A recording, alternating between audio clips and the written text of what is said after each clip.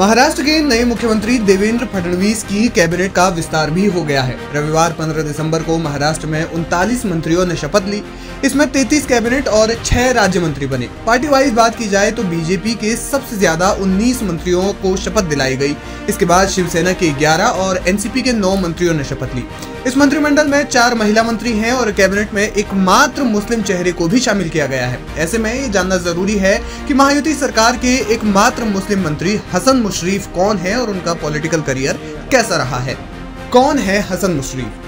हसन मुशर्रफ राष्ट्रवादी Congress party के वरिष्ठ और एक अनुभवी नेता हैं और वे मराठी मुस्लिम हैं। इसके साथ ही कोल्हापुर की कागल विधानसभा सीट से 6ठी बार के विधायक हैं। जाहिर है कि उनका राजनीतिक करियर खासा लंबा रहा है।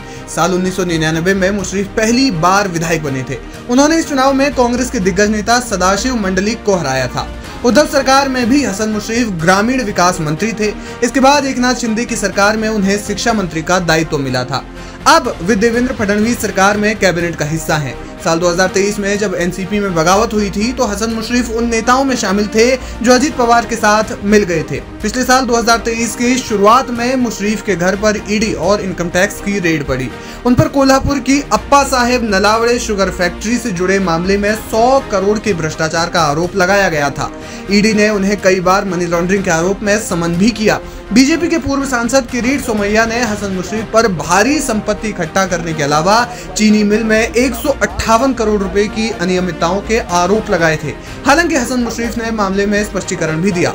मीडिया रिपोर्ट्स के मुताबिक उनके खिलाफ अभी ना तो चार्जशीट और ना ही अदालत में क्लोजर रिपोर्ट दाखिल की गई है। शिक्षा की बात की जाए तो हसन मुशर्रफ ग्रेजुएट हैं। इसके बाद उन्होंने अपनी शिक्षा का इस्तेमाल कृषि के क्षेत्र में किया और एक शिक्षाविद के तौर पर ख्याति प्राप्त की। लेकिन राजनीति में आने के बाद उनका सियासी सफर काफी अच्छा रहा। इससे पहले वे शरद पवार के करीबी माने जाते थे। यही वजह है कि जब एनसीपी के 2 टुकड़े नहीं हुए थे तब वे उद्धव सरकार में मंत्री थे। आपको बता दें, जब देवेंद्र फडणवीस महाराष्ट्र के सीएम थे तो उन्होंने अपनी कैबिनेट में किसी भी मुस्लिम चेहरे को शामिल नहीं किया था।